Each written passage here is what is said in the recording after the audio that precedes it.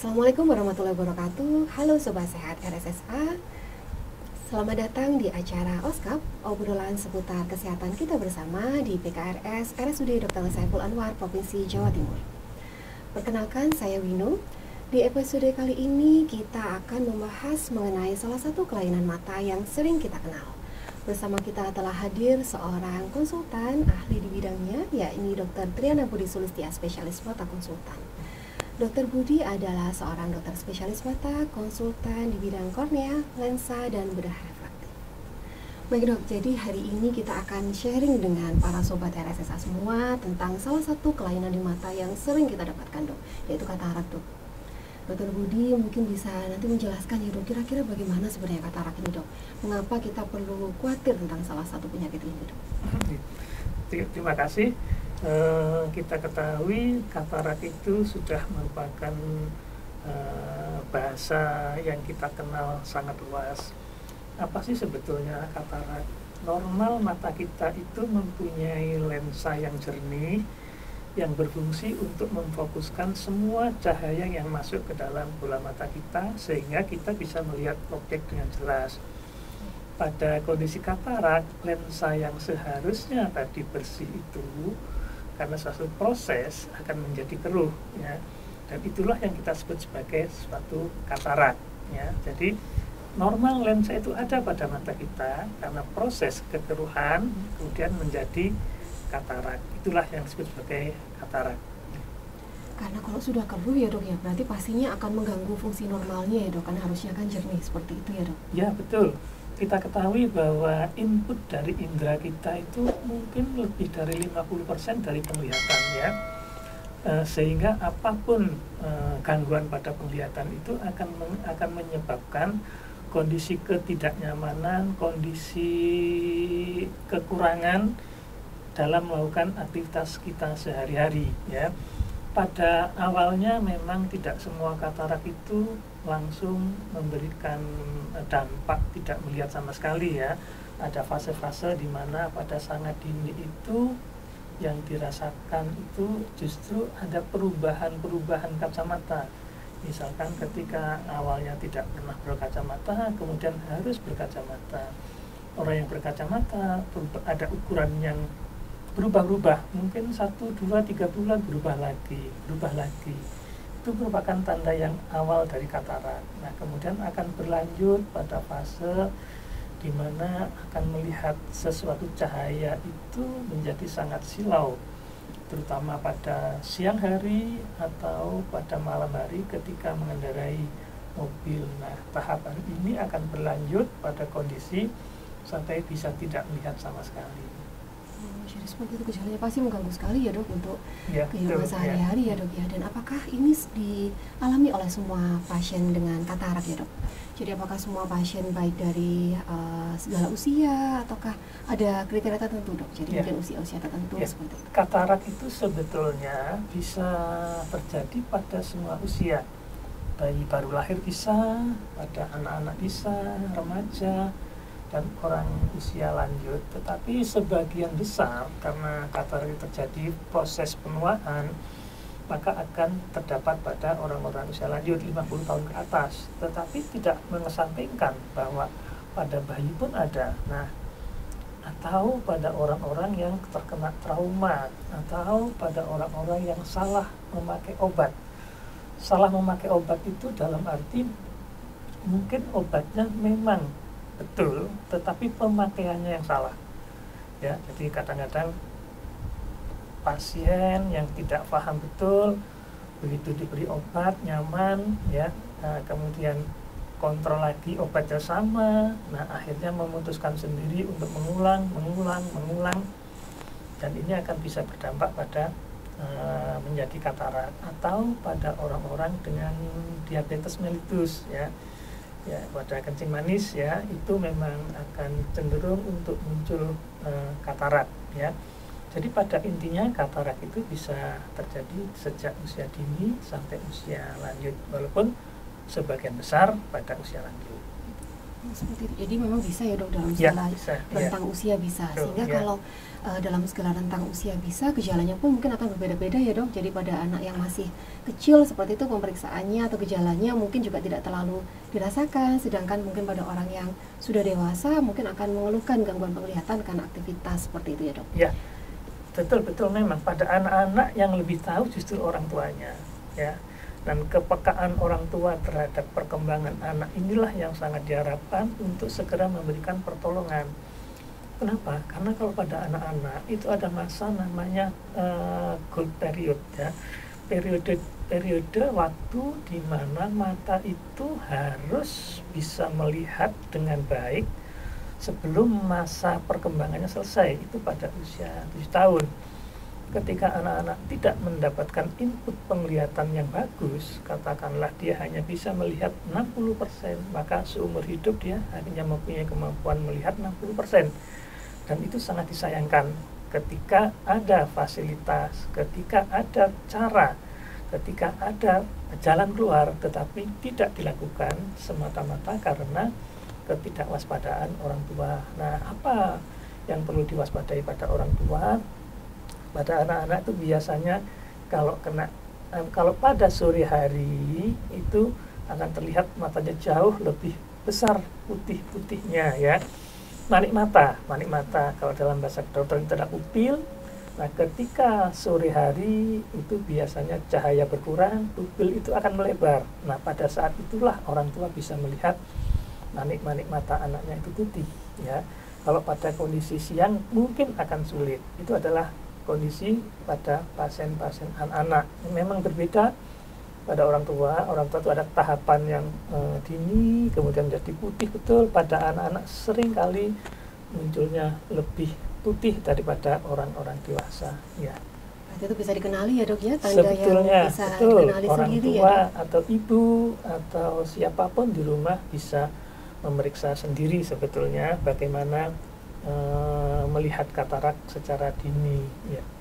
untuk mencegah supaya tidak sampai terlambat seperti itu ya dok, yang membawa ke dokter untuk periksa. Jadi mungkin bisa diperiksa sendiri dulu di rumah, kira-kira ini matanya normal atau tidak, seperti itu ya dok ya. Ya, jadi caranya adalah memakai pen light, ya. Pen light itu lampu senter, ya, bukan lampu senter untuk siskamling yang baterainya 7, 8, bukan, ya, yang kecil aja, ya. Mungkin lampu HP juga bisa, ya. Berikan cahaya kira-kira 45 derajat dari sudut lurus pandangan kita kepada anak, dan kemudian tunggu sebentar, dia akan mengenai pupilnya. Pupil itu akan kelihatan putih. Nah, itu adalah tanda yang muncul pada anak-anak. Kalau pada orang dewasa sebetulnya sama, hanya saja pada orang dewasa karena ada gradasi katarak yang masih dini, katarak yang medium, katarak yang sudah lanjut. Pada fase-fase dini memang agak lebih sulit, ya. Tetapi pada prinsipnya sama, memberikan penyiran pada pupil, dan kalau ada kelihatan putih ada kemungkinan itu katarak. Walaupun sebetulnya ada diagnosa banding, ya, ada hal-hal lain yang menyerupai katarak. Misalkan pada tumor mata pada anak-anak. Nah, tumor mata ini pada orang dewasa jarang, ya. Tumor mata pada anak-anak, atau ada infeksi di dalam bola mata, ya. Atau kalau pada orang dewasa itu ada kemungkinan ablasio retina, ya, lepasnya retina, tetapi fasenya sudah sangat lanjut. Itu adalah suatu pembanding lain dari katarak, ya. Dan itu tentunya memerlukan pemeriksaan ke rumah sakit, ya, tidak bisa didiagnosa sendiri di rumah, ya. Tapi dengan deteksi dini ini sudah sangat bermanfaat sekali ya dok ya. Jadi para sobat sehat semua juga bisa melakukan pemeriksaan ini mungkin ya dok ya, sehingga kalau ternyata curiga suatu katarak bisa segera langsung periksa seperti itu ya dok? Ya, betul. Jadi kecurigaan terhadap katarak itu jangan ditunda untuk datang ke tempat senter kesehatan, ya. Apapun senter kesehatan itu untuk memastikan apakah itu betul katarak atau bukan katarak, karena masing-masing akan ada jalan keluar untuk kondisi yang berbeda, ya. Wah, karena ini pastinya nanti akan sangat mengganggu penglihatan ya dok. Kira-kira pengobatannya seperti apa ya dok untuk katarak ini dok? Ya, katarak itu terjadinya atau tempatnya ada di tengah-tengah, ya. ada pertanyaan, memang kalau pakai kacamata bisa atau tidak? Ya, ketika katarak itu belum terlalu tebal dan bisa dikoreksi dengan kacamata, silahkan dikoreksi dengan kacamata. Tetapi ada pesan bahwa ada kemungkinan ukuran kacamata ini akan berubah, ya, menjadi tidak nyaman. Nah, itu yang akan terjadi. Nah, kalau tidak mau seperti itu, maka jalan keluarnya adalah operasi, ya. Saya cerita sedikit tentang operasi katarak, ya.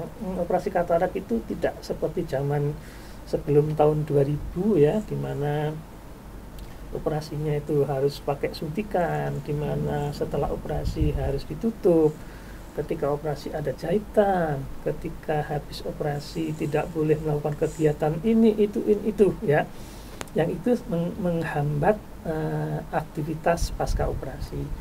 Kondisi saat ini operasi katarak sudah sangat-sangat nyaman bagi pasien, sangat cepat. Bukan berarti bahwa itu menjadi lebih mudah, tidak, tetapi justru lebih sulit. Tetapi karena dibantu dengan teknologi, maka akan menjadi sangat nyaman bagi pasien. Artinya nyaman itu aktivitas pasca operasinya cepat, kemudian aktivitas kembali pulihnya fungsi penglihatan juga cepat, kemudian aktivitas untuk bekerja kembali juga cepat, ya. Ya, boleh istirahat 1-2 hari sudah cukup dan besoknya sudah boleh aktivitas sehari-hari. Tetapi memang ada pantangan-pantangan, ya, pasca operasi itu, misalkan jangan kena air. Nah, tetapi jangan kemudian diplesetkan, ya. Kalau gitu saya wudhu nggak boleh kena air, saya tayamum aja, gitu kan. Nah, itu justru jangan, ya. Kenapa? Karena justru menghindarkan debu. Jadi tetap boleh wudhu, boleh mandi dan sebagainya, keramas dengan cara menutup mata rapat-rapat, itu sudah sangat cukup, ya. Karena sehari-hari pun kalau kita mandi, kita nggak pernah mengguyur mata kita dengan air, ya. Kita tetap menutup mata, ya. Itu perawatan sehari-hari. Kemudian jangan kesampluk, jangan kepukul. Jadi kalau olahraganya bela diri, petinju, ya istirahat dulu, ya, untuk memberikan fase penyembuhan. Kemudian ada olahraga tertentu yang potensial mengenai mata, ya. Misalkan badminton, ya. Badminton itu kecepatannya itu sangat cepat walaupun jaraknya pendek. Dan kepalanya shuttlecock itu lebih kecil dari namanya rima orbita ini, sehingga itu kalau mengenai bola mata tidak ada yang menahan lagi, ya. Nah, itu hindarkan, jangan, ya. Kalau sebatas olahraga itu jalan, jogging ringan, sepeda, silakan, tidak ada masalah, ya. Untuk renang sebaiknya mungkin dipending dulu, karena kita tidak pernah tahu pola merenang tadi apakah kandungan bahan-bahan kimianya, kaporit dan sebagainya itu cukup aman atau tidak, ya. Sebaiknya dipending dulu.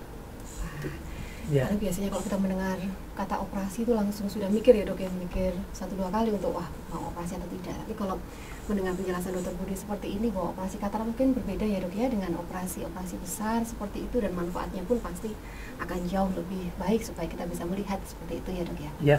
Nah, terkait dengan operasi katarak ini sendiri, dok, kira-kira apakah ada hal-hal yang perlu dipersiapkan sendiri oleh pasien misalkan akan menjalani suatu operasi katarak? Ya. Operasi katarak memang perlu persiapan, ya, walaupun operasinya relatif cepat sekarang, ya, mungkin antara 10 menit sampai 30 menit itu selesai, ya. Yang pertama adalah bagaimana menyiapkan fisik, ya, antara lain gula darahnya diregulasi kalau ada, kalau tidak ada aman. Kalau ada hipertensi silahkan tetap memakai obat hipertensi. Nah, untuk obat-obatan pengencer darah, ya, dulu memang sebagian besar itu mengatakan bahwa harus menghentikan obat itu selama 1 minggu.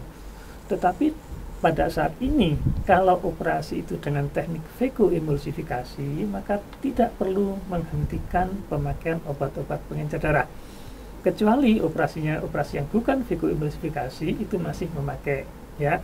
Nah, kemudian jaga kebersihan, ya, sebelum operasi mungkin harus keramas dulu, ya, bersihkan dulu. Nah, itu adalah persiapan-persiapan yang harus dilakukan sebelum operasi, ya. Jadi sebetulnya tidak ada persiapan yang sangat besar seperti puasa dan sebagainya, itu juga tidak, ya.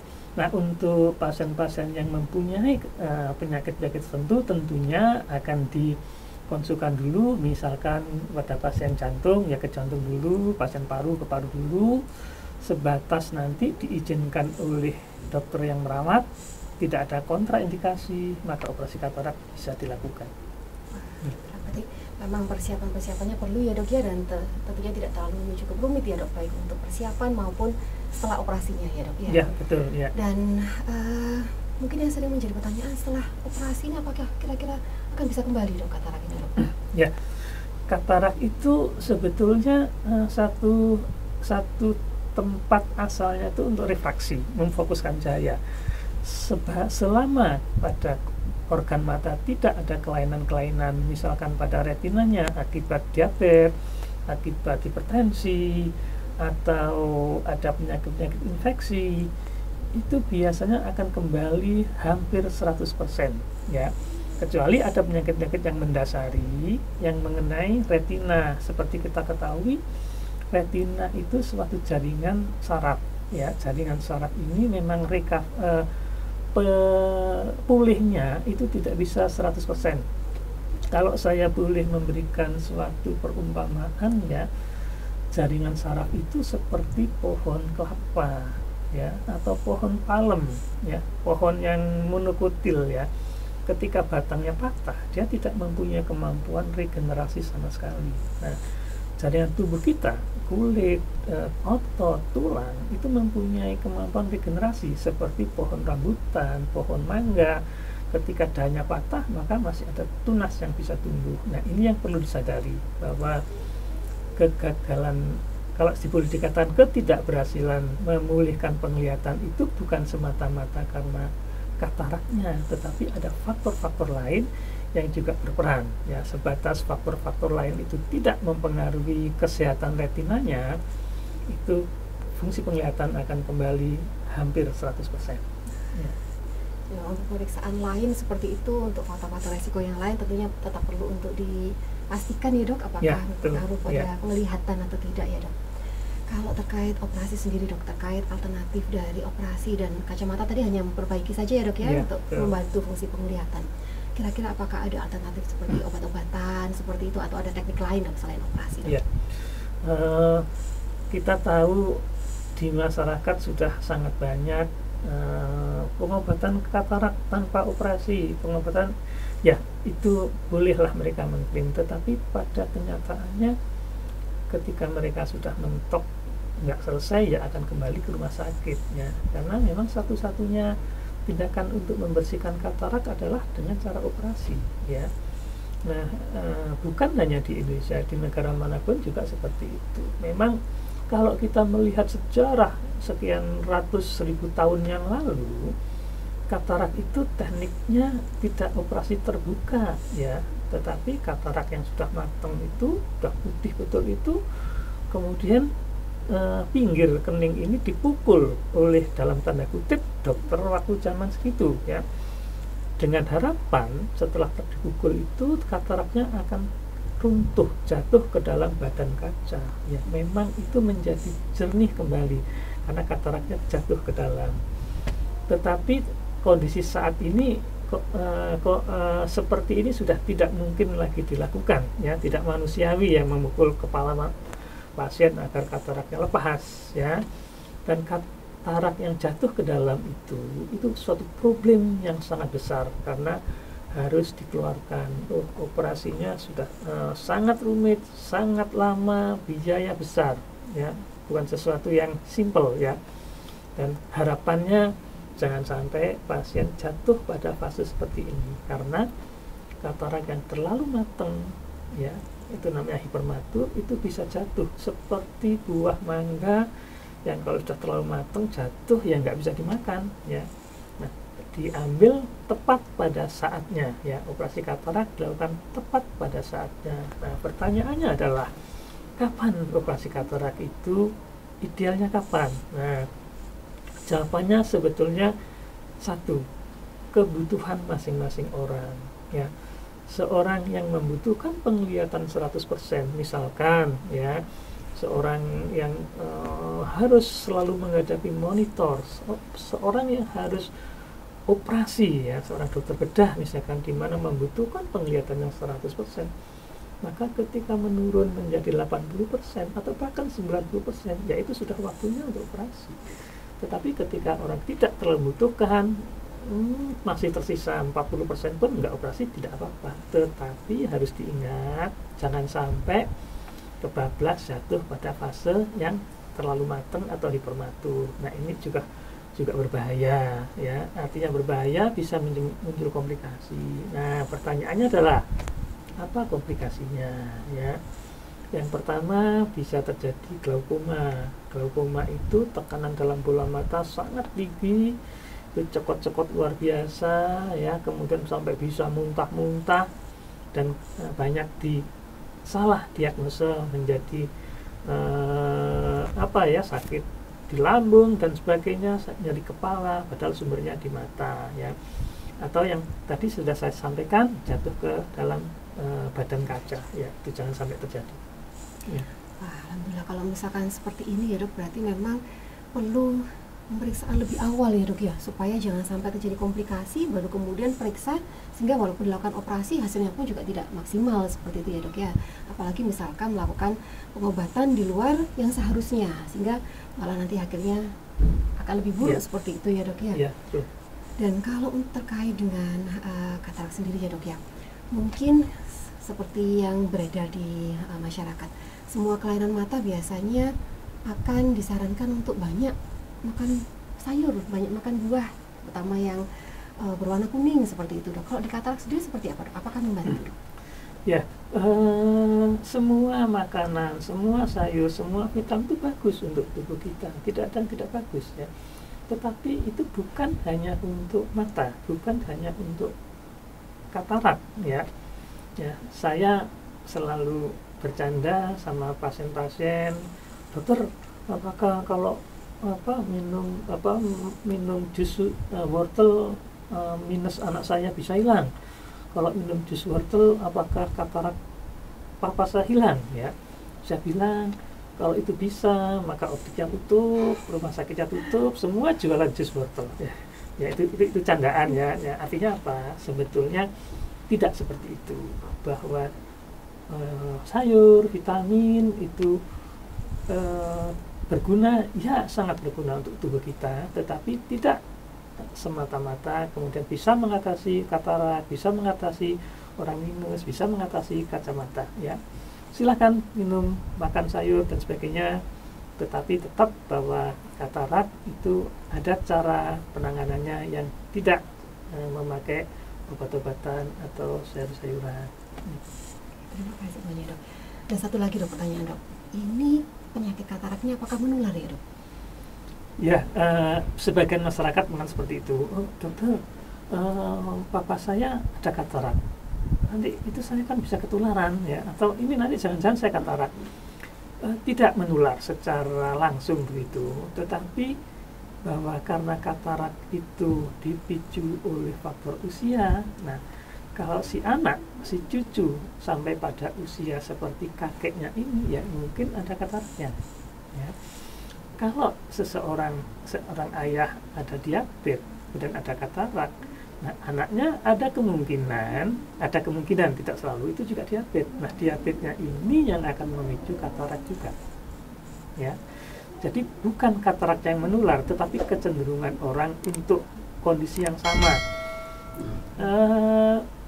Kadang-kadang begini loh, kenapa orang itu sampai usia tua tidak ada kataraknya? Saya 50 sudah ada. Bisa saja si orang tua tadi sudah ada tetapi tidak membayu. Atau mungkin datangnya katarak terlambat, sebelum datang ke penuh dia sudah meninggal. Ya, jadi sebetulnya kalau kita bicara tentang kemungkinan hampir semua orang nanti akan kena katarak, hanya saja waktunya kapan kita tidak pernah tahu. Ya. Dan mungkin ada faktor resiko tertentu yang akan memperparah seperti yang tadi sudah disampaikan dokter Budi itu ya dok ya. Jadi mungkin hal-hal yang perlu kita perhatikan ya dok ya. Nah, terkait dengan katarak ini sendiri dok, karena mungkin sudah Panjang sekali penjelasan Dokter Budi dan sangat bermanfaat untuk kita. Tips ya Dok, bagaimana kira-kira kita bisa mencegah katarak Dok? Mungkin nggak kira-kira bisa dicegah? Katarak kalau faktor usia tidak pernah bisa dicegah. Kalau bisa dicegah, saya sampaikan ya kita berusia 17 tahun terus saja, jangan 20 tahun, jangan 30 tahun ya. Nah, itu kan nggak bisa. Tetapi untuk faktor-faktor yang lain kemungkinan masih bisa. Misalkan pada orang diabetes, ya, hendaklah gula darah itu betul-betul terkontrol. Jangan terkontrol ketika mau periksa ke dokter, ketika mau operasi ya. Kemudian pakailah obat sebatas yang disarankan, yang menjadi rekomendasi dari dokter, bukan memakai obat sendiri ya. Saya pernah tinggal di pedalaman di Kalimantan ya, di mana mereka banyak mendapatkan obat-obat dari pedagang yang seharusnya tidak boleh, yaitu hormon steroid ya. Hormon steroid itu sangat banyak beredar di masyarakat dan itu sangat besar kemungkinan untuk menjadi katarak. Itu salah contoh. Kemudian hindarkan trauma ya. Kebanyakan dari kita waktu bekerja itu malas ya, bukan tidak mau, malas pakai pelindung, ribet katanya. Sempatkan walaupun memaku, walaupun memasang obeng, baut, pakailah kacamata pelindung. Setidak-tidaknya kalau baut, paku itu melesat, itu tidak mengenai mata kita dulu, tapi ada pelindungnya. Kemudian ketika bekerja terhadap bahan-bahan kimia, pakailah pelindung ya. Dan untuk kondisi-kondisi di mana ada kelainan pada mata akibat suatu radang, hendaknya tetap kontrol, karena itu juga akan membuat kita tahu pada fase mana katarak ini masih bisa ditoleransi, pada fase mana ini sudah harus dilakukan operasi ya. Terima kasih banyak Dok, penjelasannya sangat jelas dan sangat bermanfaat sekali untuk kita semua, terutama untuk mencegah bagaimana terjadinya katarak dan gangguan penglihatan di mata ya Dok. Terima kasih banyak, semoga bermanfaat untuk semua sobat sehat RSSA dan semoga kita semua tetap sehat. Dokter Budi, terima kasih banyak atas sharingnya. Saya boleh pesan satu ya. Silakan Dok. Mata itu bukan segala-galanya ya, tapi segala-galanya tidak berarti tanpa mata yang baik ya. Bagus sekali ya. Terima kasih banyak Dokter Budi, semoga bermanfaat dan sampai berjumpa pada episode selanjutnya. Terima kasih. Wassalamualaikum warahmatullahi wabarakatuh.